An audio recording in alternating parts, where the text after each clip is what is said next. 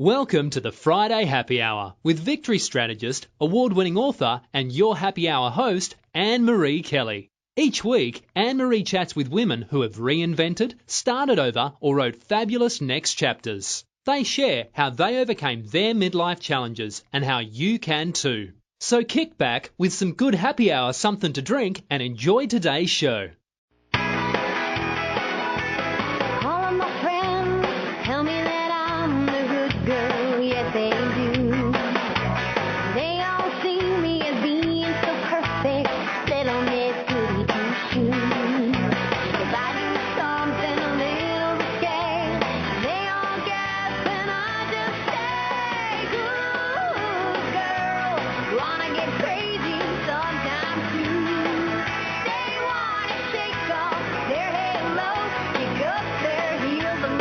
Hi and welcome. You're listening to the Friday Happy Hour with me, Annmarie Kelly. I'm that recovering good girl and your victorious woman empowerment partner.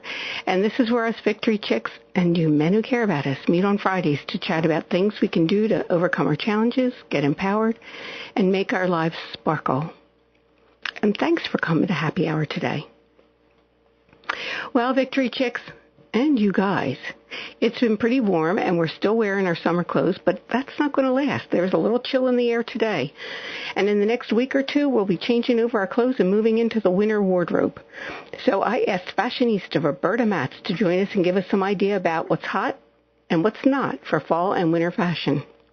Roberta's here and she'll be joining us in just a couple minutes. And if you have questions for her, go ahead and call in. We're at 610, you know the number, 610-701-9243.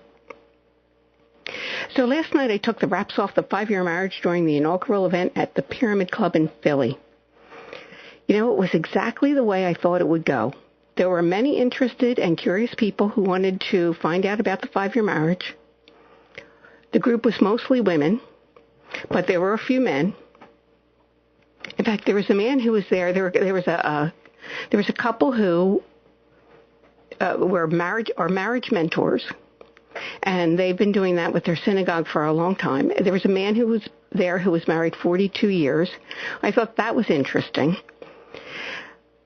And they chatted with me a little bit after the event. And, you know, they kind of like the idea. They do like the idea. The guy that was married 42 years, it's like a renewal kind of a thing it was in his mind. But, you know, there were a couple of people who were just annoyed with the 5-year marriage idea. And probably because they are annoyed that I'm trying to upset the marriage apple cart. But geez Louise, with the divorce rate being what it is and so many people living in unhappy marriages, I would think people would want a sensible alternative. Even governments are showing concern, like Mexico and Australia. And did you know in Australia, one of the things that they do is if you're married for less than 5 years, and you want to get a divorce, you have to go legally. You have to go for marriage counseling. And if you still can't work it out, then you can get a divorce. But if you don't go for marriage counseling, then you're not going to they won't grant you a divorce. So everybody around the world is noticing that there's a serious problem. But I wasn't upset with people. So one lady kept asking me about prenups and what was the difference between the 5-year marriage contract and prenups. And she just kept kind of hammering at that one issue. She wasn't happy with the whole idea. So it's people like her that are really going to help me sell the book because, you know, controversy sells. One of the very interesting thing is that so many of the women who were reading the book as I was writing it, so they could give me feedback, have given me, and some of them have given me testimonials, and they said things like, this is the kind of stuff couples should know. And I wish I'd had this guide before I got married. I might not have gotten divorced the first time. And one woman said, I've been married for a really long time, but I can see these ideas making my marriage better. So, you know, don't you think it's time for somebody to challenge the status quo? Well, victory chicks and you guys, I'm that somebody. In fact, that's why I put so much time and energy into sharing my 5-year marriage ideas. And I can't wait to share them some more. And by the way, the official launch is, won't surprise you, Valentine's Day. But the books will be ready for pre-sale on Amazon. In fact, somebody already bought one. They're not even in, you can't even get them yet. You probably won't be able to get them till the end of this month or the beginning of November. But I already have sales, so that's pretty exciting. And I'm excited. Well, then after the event, Joseph and I went to the bar where there was an Eagles party going on. And I didn't know until this morning that the Eagles held up their fist during the national anthem. And you know what? I'm tired of it. Are you? Now, if you've been listening for a long time, you know I'm not a football fan. But this year, the Eagles are doing good. And every Eagles fan has waited years for a winning season. And it's annoying to have all this political stuff take the stage away from them. Earlier this week, I was watching The View, and 49ers safety Eric Reed came on to, I think the way he put it was, educate people about the president and apparently most of the fans being wrong to be upset, because he feels it's important to stand with Colin Kaepernick, who started this whole taking the knee thing, against police brutality. And he feels, Eric Reed does, that it's not disrespectful to the flag or to the national anthem. I mean, here's the thing that really got to me. He said he wanted to use his platform to exercise his free speech rights. Now, I agree that he has the right to protest. And that's what free speech is. You know, he can say anything he wants. That's what free speech is about. But for me, where Reed's argument falls apart is this. The football game is not his political platform. While he's in uniform and on the field, he has no platform. He has a job, and his job is to showcase his athletic strength. And that's what he's being paid to do. Now, if he or any of the other players want to stage a protest on the field, and they could do it after the game, fans could come and stay or leave or whatever they want, that's perfectly fine. And if he wants to go on The View or any talk show and voice his opinion and educate people and explain, also perfectly fine. He has every right to do that. His mother was one of the brave military who served to make sure that you, me, and Eric Reed have that right. Reed's job does afford him a platform. His celebrity does give him that platform to make his voice known. But the platform is not in work. It's outside of work. Can you imagine what it would be like at your workplace if you staged a protest during your work hours? You would probably be asked to go home for the day. And if you didn't get fired, that protest would surely show up at your next performance review. And probably as in the form of the forfeiture of a raise or a promotion. Listen, if you don't like the company's rules, look for another job. Although I'm not a fan of I'm really no fan of football. I call them the dark days. But it seems to me that fall football has long been a time for fans to kick back, forget the everyday stuff, have a few beers, some unhealthy food, and enjoy the game. It used to be that protesting was about a bad call that the ref made or some coach's bad decision, not about politics. Football games aren't anyone's political platform. They're for fans who are buying the tickets and watching the games that pay a player's salary. And one more thing. If they're protesting police brutality now, why haven't they protested the brutality of domestic violence that is the domestic violence? This is October, Domestic Violence Awareness Month. Why are they not protesting the brutality of domestic violence that is endemic in football and maybe in all sports? Are they afraid of offending their fellow players? Or, who knows? Maybe they're guilty of it themselves. Women's lives matter too. Don't they count? Well, apparently women's lives don't matter in football or in Hollywood. The reaction to this Harvey Weinstein sexual abuse thing has been making me snicker all week. Not what he did, but the reaction of all the people who claim to be stunned and shocked by his behavior. As though nobody knew the man is a pig with no morality. Everybody knew. And I'll bet there isn't a victory chick listening today who believes that even Weinstein's own company says that they didn't know what was going on for 20 years. And that they put a clause in his contract protecting him, or protecting themselves from what he did. Come on. What victory chicks listening here hasn't had some power-imbued Neanderthal do something inappropriate? Or went to work and went to a new job and had a woman warn you not to go to the storeroom with a certain coworker, or go out to drinks with the boss, or something like that. I bet you have. I worked for a dentist once, a guy that was about as appealing physically and socially as Harvey Weinstein. That dentist used to pinch my butt on a regular basis. And one time when he was fixing a tooth and I was under nitrous oxide, and I'm guessing he thought I wouldn't notice or maybe not remember, he grabbed my boobs. Now, I was looking for another job, but I couldn't quit because at 23, 24 years old, I probably would be the same today. I needed the money. The best thing that came from that was that I said something to my coworker, and she said something to him, and he must have gotten afraid, so he laid me off. And when he did, it was late May, and that summer I was in on a house down the shore with friends. So as a result of being laid off, I got a job in Seattle. I lived in Avalon for the summer, and I had a fabulous time. In the fall, I got my head together, and that winter I went back to teaching. I made that bad experience work out for me. I'm wondering how many of the stars who had the gross Harvey Weinstein-style experience made it work for them. And what do you think of fashionista, fashion icon Donna Karan blaming the women? I'm going to ask Roberta Matz about that, what she thinks of that. I invited Roberta back because you liked what she had to say about fashion for midlife women for spring and summer. So she's back with us today to help us get into the swing of things for fall and winter.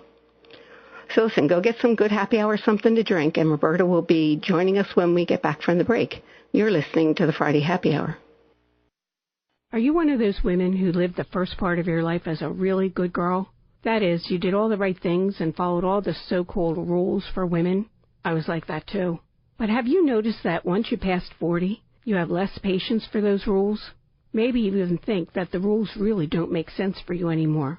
Maybe they never did and you just didn't realize it. Do you want to go where other recovering good girls meet to inspire each other and support their new empowered selves? Then join me, Annmarie Kelly, and some very fabulous victorious women. We're on Facebook at the Victorious Woman Project. So go to facebook.com/Victorious Woman Project. I'll talk to you there.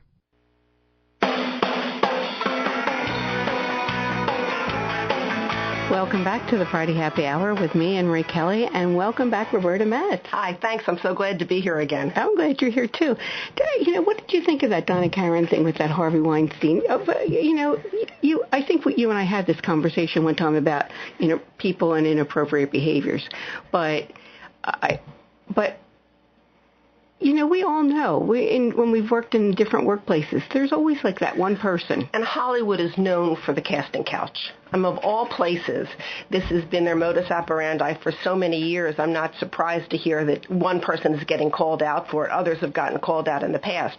But what surprised me about Donna Karan, in the article talking about her, they said she invented the cold shoulder top, that long sleeve blouse with the shoulder bare, in 1979, because she said the shoulder is the part of women that doesn't age or wrinkle. So she knows how to accent a woman's body to make it look more alluring, because that's really why the shoulder is bare or the collarbones are bare. So I think, even though she'd like to say it was taken out of context, I don't know what context it is. Really, I don't either. And people love her designs, and I've Donna Karan. I'm sure you have Donna Karan too. It's just, but it's unfortunate that she would. you know where I expect to hear that? I expect to hear that kind of a comment from somebody who's like 70 or 80 years old. Right. From a man who's 70 or 80. Or an old grandmother looking at her granddaughter and saying, you're right. oh, yes, that's too short, that's too tight, etc. But not from a designer. I think she couldn't separate out the man she knew, Harvey Weinstein, who probably was philanthropic, generous, and kind in a social sense, from the allegations of this man in his job as a movie producer. So she was really meant to say, in my relations with him, he was a decent person. And that would have been fair. That would have been fair. That would have been fine, because if that was her experience, then she wouldn't have defended him because they're friends. That's one thing. But then to say, but it's women who are like well, you're in Hollywood. Your appearance is your career. Yes, right. True. I mean, you know how many older women in Hollywood say there are no good roles for them because they don't know what to do with a woman over 40, let alone over 50. And then they make them up so they don't look realistic. I think Jane Fonda's a case in point. When she's on Frankie and Grace, she's 74 on that show, but she looks beautiful. 74 doesn't look that way. And in real life, she's 78 and has had a lot of cosmetic surgery. That also is not the norm. And we keep portraying that image out to older women. This is what you should look like. That's true, and people are using it. So one of my friends just had her eyes done. Yeah, the eyelid lifted. Yeah, because it was drooping over. Right. One of them was drooping over, so she needed to have it fixed. And they said, well, if we're fixing one and fixing the other, and I said, so did insurance pay for it? Which was really nice because it's no inexpensive thing. Right. So only people who have unlimited funds can really... Right. And even if you do something like Botox, it has to be on an ongoing basis. And that's right. You know, you sort of have to accept who you are and look realistic because you're consciously being a role model for your children and your grandchildren.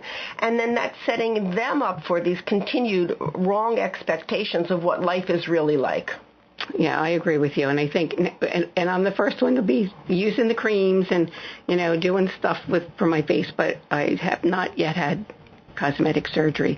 I think I've had it. Well, but it also doesn't last. So 10 years in, you have to do it again. Well, that's the thing. When I see somebody, Barry Manilow was on the other day, and I watch The View almost every day, or when I'm at my home office, I do. And he was on, and I thought, Barry, you had like way too much cosmetic surgery. The eyes don't change. You can change and there's no skin around the eyes. There's nothing around their lips and their mouth. That's really the dead giveaway that it's been a little too much, and they don't look real anymore. Although I will tell you that a couple of weeks ago, I was at a funeral and I saw my girlfriend's son, who, when I first met her, she was newly divorced, and her son his name's Christopher. Christopher was, 3 or 4 years old. He used to sit on my lap. Well, he's a grown adult now, and he has gray hair. And I said, Christopher, let me introduce you to Just for Men. And he said, no. He said, I earned every one of these. I said, but Christopher, wasn't I really nice to you when you were little? Can't you do this one thing for me? I said, I'm way too young to have you have gray hair. And he just laughed. He said, I'm not going to use Just for Men. I'm not dyeing my hair. I like all my gray hair. But men look so distinguished with gray hair, and that's the real unfairness in this world. Women look old. It drains their face of color, and it gives a man stature. And he's looked upon as being more responsible. But from the fashionista thing, doesn't it drain men's face of their color? What makes that difference? I think that when they look at a man with gray hair who is in a suit and standing tall, they see authority. And that doesn't work for women. Yeah, it doesn't work for women. So let's talk about what does work for women. We're talking about fashion today, and you know what, Roberta? I don't want to look like I walked out of Chico's or Soft Surroundings, and not that I don't think they have nice clothes. They do. But it seems like when you're in midlife, it's almost like the uniform. There's like a uniform. And so I'm curious, so that all us Victory chicks can figure this out for this year. Let's talk about what's hot for this season. Well, the great thing about fall and winter is color, and color really helps a woman who is getting older. So you see reds and garnets and burgundies and purples and these deep, rich colors that look great against anyone's face, and they pair with those perfect black pants. Mm-hmm. And you'll see it in all, whether it's a pattern, whether it's a solid, you'll see it in every single store. So I think colors like that are really very helpful. And then there's a new color, Pantone is the authority that creates the colors we're supposed to buy, have one called Butter Rum. It is a caramel color, and you'll see that in the stores, and it's beautiful. It's not beige. It's not flat. It has a lot of richness to it. And that also would look nice on an older woman because it has, it will really reflect off your face. Yeah, because it's not a brown. No. It has soft undertones. Yes. Yeah. And there's a lot to go with it. So I like White House Black Market, and I got a blouse that has burgundies, blues, and this caramel color. So that's the way it'll go with a whole lot of things. Even with jeans, it would look great, but it has some new colors to it. So I think that's an easy thing to do. So we can look for Butter Rum, and that'll go with most skin tones. Right. And you're saying the red family is big this season? Yeah, and it's a nice shade of a burgundy to purple. It's not a bright purple, it's a softened purple, and you see that everywhere too, and I think that's another really good color. That's a good color. Those jewel tones are always good for me. Yeah. I have a dark skin tone, so those jewel tones are always, whether they're in or out, I wear them because they look good on me. It's nice when they're in, so they look up to date. That's right. So it makes it a little bit easier for you. Now, Roberta, you said something a minute ago about perfect pants. So what are we wearing for pants? Are we still into leggings? Are they straight legs? What are we supposed to be wearing, and where do we get them? Because I have to tell you, I have no clue. Okay, well, perfect pants will be what they're really calling a slim leg. It's not quite that skinny, skin tight, except for casual wear, but it is a straight slim leg pant. Leggings are still in. There's some with faux leather fronts or a leather striping up there, so that look is still in as well. And I think you're beginning to see what the palazzo pant from the summer is still around. So they're a black print, a darker print, and for dress that would be very nice. I have a black velvet pair I bought 5 years ago. They're going to be perfect again. But they're wide leg, right? They're the wide leg, but for dress, that's a really elegant look. If you don't want to wear a skirt or a cocktail dress, a pair of wide leg dress pants. Oh, that sort of looks like you're wearing a long dress. Yeah, and a really dressy top would be a very nice thing.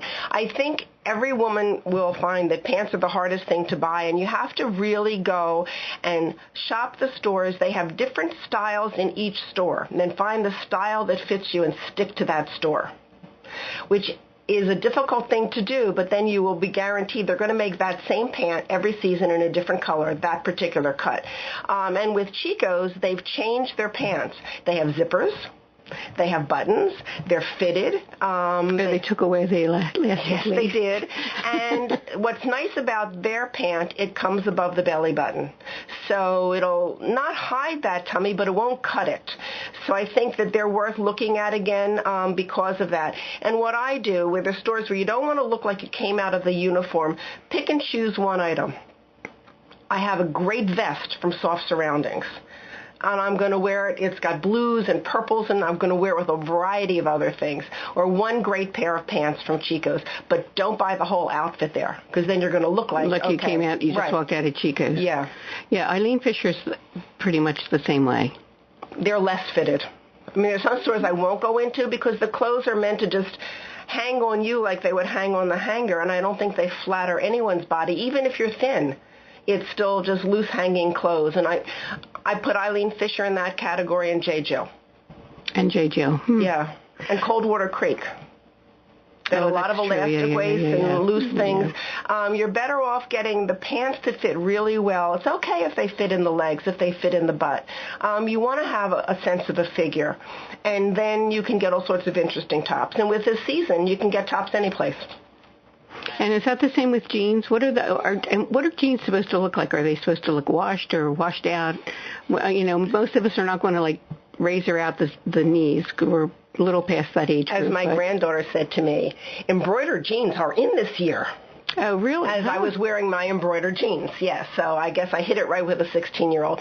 And what they're doing is they're taking, it's a soft fabric, it's a lighter wash, it's not necessarily that dark indigo, with embroidery on the leg, at the hemline, around the pocket, and that's what makes it new. And if you were clever, you can buy an embroidery patch at Joann's and sew it on yourself.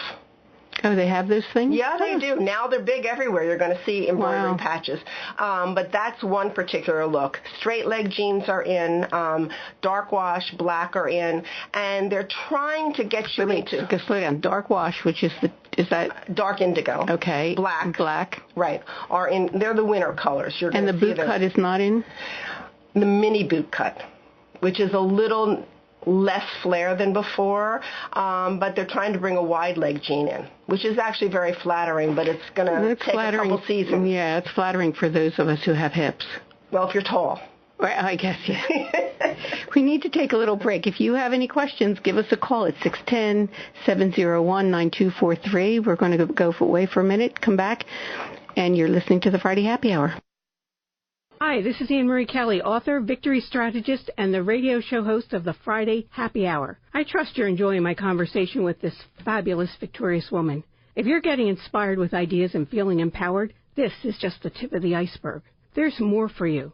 Tips, downloads, resources at the Victorious Woman Project. Go to victoriouswoman.com and look around and get on my mailing list so you can be the first to know about the newest good things I have for you. That's www.victoriouswoman.com.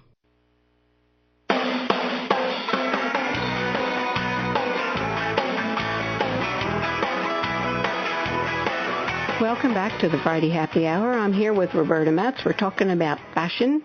And, you know what, Roberta, it happened the other day. So we're talking about jeans being black or indigo and being, if it was a boot cut, it's called a mini boot cut. It's not as flare as the 70s by any means. It just has a slight flare to it. But we're still going with straight legs. Yeah. Unless we're getting dressed up and then we're wearing palazzo pants. Yeah. Okay. So if we're doing that, then what happened a couple of weeks ago, my friend from California came in. And we were meeting for dinner, and I picked her up, and she's visiting her daughter in Delaware, and I picked her up, and as soon as I saw her, I thought, oh, this is the uniform. You might have thought we had the same uniform just from different schools, because we both had leggings and then this big shirt with it's called a shark bite hem or an uneven hemline. Yes. And I thought, oh, this is bad. This is like the midlife woman's uniform, and I thought, I don't want to do this, except that is what I'm wearing today.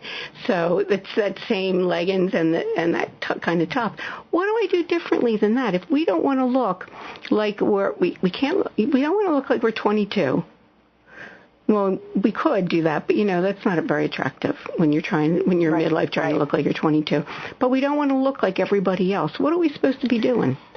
Blouses are really big this year, and I know we love our knit tops because they wash and wear beautifully, but blouses in a fabric that looks like silk dresses up those leggings, dresses up your pants, and is interesting. They're showing cold shoulder. They're showing slits down the sleeve like I'm wearing today. They're showing bell sleeves, a flared sleeve, an interesting pleated sleeve at the bottom, embroidery on the blouses. I've even seen pinstripe blouses with embroidery on them. So they're much, loft, much more interesting a look, and they are cut with they call high-low hem. So the front is going to be at the top of your hip, and the back will be below your butt. Oh, I've seen that, but and that is a very flattering look. It's more of a straight blouse, maybe slightly fitted in the waist, but it dresses up any outfit, and it doesn't look like that uniform again. But you're not tucking them in. No, they're not. They're much too long to be tucked in. They are meant to flow. The other is they're showing tunic blouses that have layering on them, so they're asymmetrical. They'll have a piece that is a little longer on one side, a layer on another. So there's some interest to the blouse, and it no longer is that, shark bite T-shirt that we've been wearing forever. And also the one thing is the glitter on the shark bite T-shirt sets you right away as old lady. That's really true. When I see glitter, and you know, it's really good when you're 5 and when you're 10. Yeah. You might be able to get away with it at 15. Yeah. But when you're over 40, yeah. It's no longer in, and they're the kind of things, they may be great and they may be comfortable. They belong and in we Disney love glitter. World. And we love glitter. Disney World. Yeah, we never get over, we girls never get over glitter. But I know, as soon as I see something that sparkles like that, I think, oh, my mom. Yeah. I was in Boscov's the other night, and remember we were talking last time about Ruby Road, and I said that she was, Ruby Road was Alfred Dunner's fun little sister. Yeah. Somebody hijacked Ruby Road. I think Alfred Dunner hijacked his little sister. Oh, okay. And because I was in there, I saw 2 whole racks of Ruby Road things, and I thought, oh, my mom would wear these. Okay. And that's the one thing, our moms at one point were our age, but you have to remember, what did they look like, and do you really want to look like that? Mm-hmm. And I think that we should think about, who did we look at who was 40 and was attractive, and that's the person we want to still look like. So I think it's okay to go in the stores that you say, oh, they're for younger people, like Loft, like Ann Taylor, like White House Black Market. But in fact, they have clothes that will fit, and you'll have that updated look, because they change their clothing all the time. Roberta, I wanted to ask you this: if we need to, if we're not sure, and we go into a store like Macy's or Boscov's or one of those, who do we ask? Because I'm always hesitant to ask the sales clerk. Okay, if you're in Macy's, you hope you can find a sales clerk who can tell you how much something costs, because they really cut back on their help. If you're really a department store shopper, you need to call their personal shoppers. There's no charge to use them, and if these stores still have them, this is the person who will get clothes together for you. But you're better off in a small store. They have better sales help. The sales help is trained in the styles of what they have in the store, and they honestly will give you a good opinion, an honest opinion, and they know their merchandise. So I find that if there's 2 or 3 stores that I frequent all the time, the sales help gets to know me. I had a dress on this summer, and I loved it, and I go, it's too short. They go, yeah, it's too short. You can't wear that. That's an honest opinion. They didn't say, oh, buy it, it's on sale. Yeah, and I found that my cousin works at Eileen Fisher in Ardmore, and because I go in there, and I, do sometimes just to have lunch with my cousin, and they'll say, well, try this on, try that on. And my problem with Eileen Fisher is that she does so much in gray and black, and those aren't good colors for me. But they will tell. But I like that they'll tell me. It's like, no, that looks like too baggy when you, makes you look heavier or something like that. And you can still go in these stores and just look and not buy anything. I think sometimes we're intimidated when we see 3 sales girls in a small store thinking, oh, they'll be all over me. How do I leave? They don't care. They're getting paid for working there. They're not on commission. It's not those days. Mm-hmm. And they really will know their stock, and you'll pull out a pair of pants and they'll say, here's 3 tops that go with it that you might not have been able to find in the store. So I think it's a little easier to frequent a store you like. If we're looking at some magazines, or are there magazines that are better for us, or websites that are better for us to take a look at? No. Honestly, you go through, even I was looking through, Vogue has over 50, over 60, over 70. No, they're irrelevant to what we have. I think you can look at any fashion magazine and say, what elements do I want to take? Oh, I see those shoes. They're a new shoe, a new heel. I could wear that. Oh, I see embroidery. Now, I may not wear that embroidered dress, but I see embroidery on the ads, then I'll go look for something with embroidery. Oh, what colors do I see coming through? So you get that from the fashion magazines, but there's really nothing wrten for a woman over 50. I used to like More magazine. That used to be something I used to, because I thought that they were not oldish, and they weren't young either. So they were like, they sort of hit the 40 age group, it seemed to me. Yeah. And so if I wanted to look for something that was but that's done. Right. And they ended up being more business oriented, and most of us are wearing casual clothes even to business. So that it's a new way of dressing. That suit look is for an interview only. You barely need a blazer, you need a cardigan, you need that third piece, but it's a softer look.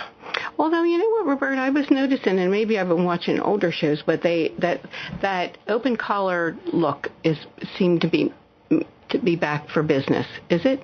Yeah, that's what I was saying. Not a suit, but like, you know, black or gray pants and a soft blouse, a sweater, you know, something that gives the image you're more approachable as opposed to that strict lawyer, dark suit, white blouse, buttoned up kind of look. Remember at the beginning when everybody was wearing the suits and then those little bow tie? Yeah, we don't do that anymore. We don't do that anymore. We don't have to do that, yeah.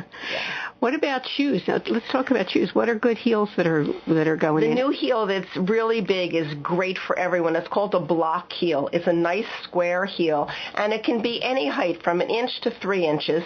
It's solid. It's great to walk in. It gives you a lot of support.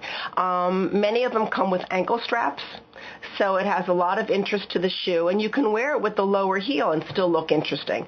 Some of the shoes even have embroidery on them, and they're coming in all colors. So I just got a pair of, deep purple patent that are stunning and will go with so many of the outfits I got. Leopard, you know, get a shoe in an interesting color, but you'll see that block heel everywhere. And that is really what to look for. The lace-up look is still in, and they're showing that now, not with the spike heel, but again with the block heel. That's still in style. And boots. It's coming to winter. It's boots completely. Knee length, ankle boots. I think we're a little too old to be wearing the above-the-knee boot because that's really awkward. We're not going to be wearing skirts to highlight that. But I think a good pair of boots is good for many years. So if I'm getting a pair of boots, do I get that block heel or do I get something different? In the boots, you're going to get a wedge or an old-fashioned stocky heel, okay? Or even the flat riding boot is still in. You get something you're comfortable in because the boot really is, I'm going to wear this every day and I'm going to walk miles in it. So you want to get one that is really very comfortable. Okay, so, but stilettos are out, or are they just for the 22-year-olds? Even the 22-year-olds admit they can wear them into the restaurant and sit down. They're not out, but you really have to know the occasion. If you're going to go to a cocktail party and stand for 4 hours, you can't do that. Well, now, what about these ballet flats? Because I see them every place. Are they in or out? They're in. They look great with leggings. They look great with straight leg pants. And again, people are going to more comfort. I like them because if I am wearing my heels, between my car and wherever it is, I can wear these and then just change when I get into the office or wherever it is I'm going, where I'm wearing them. Yeah, they're really good for that. And the other shoe that's really big, it's a modified sneaker. It's a loafer that's a sneaker. It's a slip-on. You see them everywhere. Really? Yeah, so it doesn't lace up. It may have what appears to be a platform. It doesn't have the sneaker bottom, but they come in all colors. I have a black pair with embroidery on them, so I'm all set for my leggings and my athletic wear. And you see young people, everyone wearing that shoe instead of a lace-up sneaker. Huh, interesting that we have. The other thing I wanted to ask you, we're going to have to go to break soon, but I did want to ask you about nail polish. What are we wearing for nail polish? Dark grays, soft dark greens. Mine are navy blue, even black, and deeper reds. So we can still wear reds? Oh, yeah, you can still wear reds. Probably a darker tone than the bright candy apple red, but yes. And we do have a caller. Who do we have? Hi, this is Hank, and I have a question for you on behalf of a friend who I've been trying to help with proper attire for a job interview. Okay, so what's your question, Hank? What would you recommend for a 43-year-old woman to look for to wear for a job interview in the I'll call it service industry, maybe a hotel, restaurant? What do you think, Roberta? Oh, I'm sorry. Hank wants to know. He has a friend, 42 years old, who is... Hank, wait just a minute, because we had to give Roberta some headsets. So she's 42 years old. She's looking for a job in the service industry. What should she wear for a job interview? I think black pants, a nice blouse, and a black cardigan will do really well for the service industry because that's a lot more casual than a perhaps office environment. Heels if she's comfortable. Boots. Low boots would be great too. Okay, that's good. Thanks, Hank. I appreciate the call. And we're going to go to, Roberta, we're going to go for a break. Everybody hang tight. We'll be back with Roberta Matz in just a couple minutes. You're listening to the Friday Happy Hour. Remember when you wished you had more time for yourself? And now you have it, but you notice you're keeping busy with stuff, but that stuff isn't making you feel happy or filled up? And when you think about what would make you happy and filled up, you get stuck or feel overwhelmed. And then you go back to what's more familiar, more comfortable, even if it's not making you happy. Wouldn't you love to find a way to start making sense of that deep discontent you're feeling? Well, you're not alone. I'm Annmarie Kelly, author, victory strategist, and the radio show host of the Friday Happy Hour. And I know there's a place for you, one that other women have found to be both inspirational and empowering. And it's the Victorious Woman Project. Go there now and get on my mailing list, where you'll be the first to know about my upcoming online workshops, teleseminars, and more. And while you're there, take a couple minutes to look over my blog. You can download some of the free stuff I have for you and let it get your creative juices going. I'm looking forward to meeting you at the Victorious Woman Project. And that's at www.victoriouswoman.com.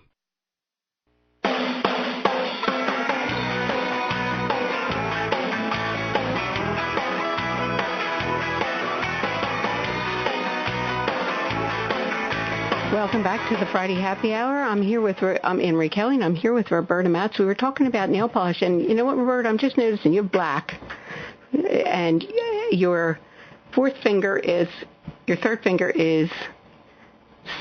glittery.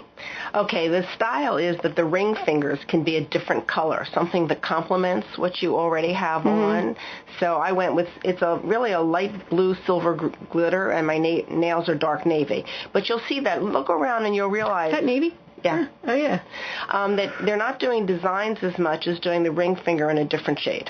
Yeah, how did that, where did that start? I have friends who have that, and I'm like, what are you doing? No clue. I see it, okay, I'll do it. Maybe they saw it and then they decided to do it.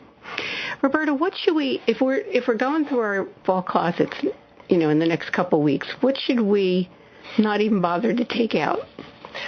I think it'll be interesting to say that the blazers we've been holding on to, thinking that it'll go with everything, if you think about it, you probably haven't worn it in a year or two. And I think that blazer look as completing an outfit is out. And you're better off with a sweater or a three-quarter length jacket, a tunic sweater to the knees. That's the kind of thing you're going to see, so I'd get rid of that jacket. Last year there was a lot of plaid, and there's not so much this year, so you can either put it in the back of the closet or give it to somebody younger, because that really didn't last. And the other is the old lady. Plaid's really not attractive on anybody. Yeah, and it was real big last year. And the other is the black old lady handbag, the one that goes over your arm. You know which one I mean. Yes, what's really my mom's handbag. Yes, and if you have one of those, it's out. What you really see this year are tote bags, and they're big, squarish, but inside they've got a small thing that zippers that you can put your wallet and your possessions in that you want to take care of. But it's really handy because you can throw in a folder, you can throw in your Kindle, you can throw in that extra pair of shoes, and you see them everywhere. So I think, switch out that handbag, get something that's a little bit newer looking. I always wear crossbody bags. They're always in, but again, it is going to date you, depending on what that bag looks like. My cousin wears them. They're black. It's an old lady bag. Oh, mine's orange. Okay, well, that might work. And it's a Dooney & Bourke, so it's... But, the one with all those pockets and all those compartments, it says, I'm afraid, more than anything else. It's not stylish. Huh. If it's stylish, then, okay, this is my look. My hands are free. But when you've got it right there on your belly, as opposed to on the back of your hip, it's like, I'm afraid someone's going to steal from me. And then, those fanny packs everybody wore, and they were awful.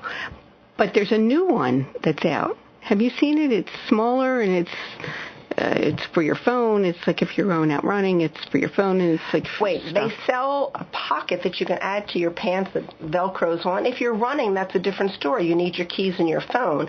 But if you're around town, you don't need anything like that. They sell wristlets if you're really concerned that literally slip over your wrist. And this is what the young girls wear to the bars so that they've got their phone and their keys. We're not doing that. You can have something that is stylish looking and sleek. It can be a crossbody bag with a thin little strap or chain for dress. Now, in the spring, you told me to wear a tassel, the long necklace with a tassel. What's in for fall and winter? You see that. You still see layering, and you see bold necklaces. No, what do you mean by layering? You take the long necklace, and then you buy a short necklace that goes inside. So that you look like you've got 2 or 3 necklaces on. And some necklaces actually come that way. So it starts at the collarbone, and it goes down towards your belly. So it really fills in something. Are the ones that just go around your neck, are they out? It takes a certain neckline. If you're wearing a tunic, a longer top, you need a longer necklace. If you're wearing a sweater or jacket and it's got a V-neck, then you could wear a shorter one. But I wear my shorter ones less and less. But I keep them because everything comes back. Boy, that's the truth. I have some beautiful necklaces, and there's little baby bead ones that are, there's like 10 or 12 layers. I love those. It'll come back. Yeah, it'll come back. So that stuff I hold on to. That kind of stuff, I think your jewelry eventually comes back. It might take a little while. I noticed a lot of people are wearing the stuff that was of our mother's generation, and as the mothers are going away, and we are inheriting some of their jewelry, we're wearing that. Right. And I think that's one nice way to remember somebody, as opposed to wearing their old blouse. It's nice to have the jewelry. So what other accessories should we absolutely have this season? I think looking for a bag with embroidery, a vest. Vests are always big, and you see them longer this time with jagged hemlines. That's a great accessory. And I think rings are big.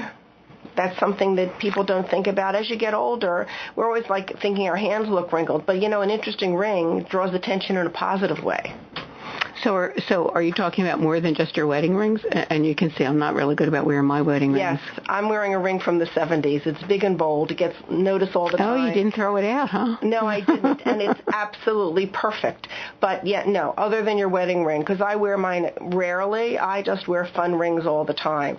People are wearing rings on more than 2 fingers. So they're wearing them on their middle finger. They're wearing them on their pointer finger. I think that's an accessory that you can try out and see what it looks like. There are people who are comfortable with multiple bracelets on each arm. And if you wear it comfortably, it looks good on you. If you're fussing with it, then people know you're not really comfortable with that look. Interesting. So is there anything else? If I want to have just a little bit of jazz, what's a good thing for a little bit of jazz? Velvet. Especially as holiday seasons are coming up. Crushed velvet. It has a nice sheen to it. It comes in interesting colors. Crushed velvet's back? Yeah, I just got a crushed velvet top in that warm brown tone with a cold shoulder. What more could I ask for? Yeah, you hit all the big ones. All the things, and I can wear that with anything and be dressed. And I think you will see tops that have beading at the neckline. So you don't need a necklace, but that gives you that other kind of look. And again, those interesting sleeves. Wait, beading at the neckline? Yeah, so that the neckline has the beading already built into it. Well, wasn't that what my mom wore? No. These are not your mom's. How is it different? The tops are asymmetrical. They have interesting layers to them, and it's just an effect right at the neckline.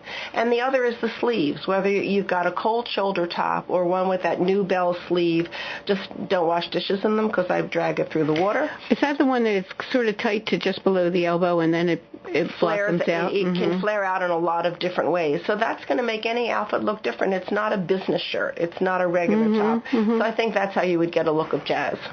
And I want to ask you, so if these tops that have some interest around the neckline, what do you wear for jewelry if you're wearing that? Something very small. I have a necklace I got for, my 50th wedding anniversary. I wear that all the time, and if it's a top like that, I put nothing else on. Just something small, 16, 18 inches right at the neckline. I want to ask you about guys, because we have a lot of guys who listen. What can they do to jazz up? And I know you guys, you could care less about, but you're with ladies who do care, so... Vests, interestingly enough. Really? Young men are wearing vests, and some of these older guys could give that a try, too. I think that's a nice look. What kind of vest? The old-fashioned wool vest with the V-neck. Like the grandpa vest? Well, they're fitted, so they're not the grandpa vest. They're not the zip-up cardigan type. It's just a nice, smooth look to throw over a shirt. The other look is... So it's not knitted. Is it not knitted? It's knitted, but it's thin. Think of a nice cashmere vest. Okay. Okay. The other is a long-sleeve shirt where the cuffs and the inside of the collar are a different pattern. That's a real big look, and any man can wear it. And they're wearing those shirts out. I've seen a lot that the untuck it. Right, and these shirts are meant to be worn out, and so an older guy can wear it as well as a younger guy. He doesn't look like he's pretending it fits him, but that gives some interest. So that's another look. And then the one thing an old man should get rid of is, we called them the Kogi sweaters, if you remember from 20 years ago. They were beautiful sweaters with intricate designs and embroidery, and the company was from Canada. And men wore them and loved them. They had loose sleeves, and they were flashy looking, and now when you see one, you know that sweater's 20 years old. Wow. They lasted, but they shouldn't wear them. What about with suits and ties? Go to a good men's store. That's my best advice, because the men's stores really do dress you. And they'll get they do. They'll get a suit to fit your body. So it's But are ties, I guess what I want to know, are ties thick or thin, or what are they doing? They're moderate. They're not a skinny tie. They're not a noticeably wide tie. They come in every color of the rainbow, and so do dress shirts. So it's not uncommon to see a burgundy dress shirt with a beautiful tie to go with it. Interesting. Roberta, this was fun today. Thank you so much for coming. Thank you for having me. And I don't know about you, Victory Chicks, and you guys. I don't have much planned. I was invited to a meet and greet to meet the new president of Newman at Newman's Homecoming tomorrow. Go Knights. But I'm thinking this is a perfect weekend for watching the world change colors, and a good time for a long walk or a drive. And actually, I think this weekend might be considered peak foliage, this weekend and next weekend. So here's a quote that can remind you to notice the beauty that's around us, and it's from author Shira Tamir, who says, "Anyone who thinks fallen leaves are dead has never watched them dancing on a windy day." I hope you get some time to watch Dancing Leaves this weekend, and maybe do a little dancing yourself, even if it's by yourself and nobody's looking. Thanks for coming to Happy Hour with me today. Please come back next Friday. In the meantime, be victorious. Jen's on.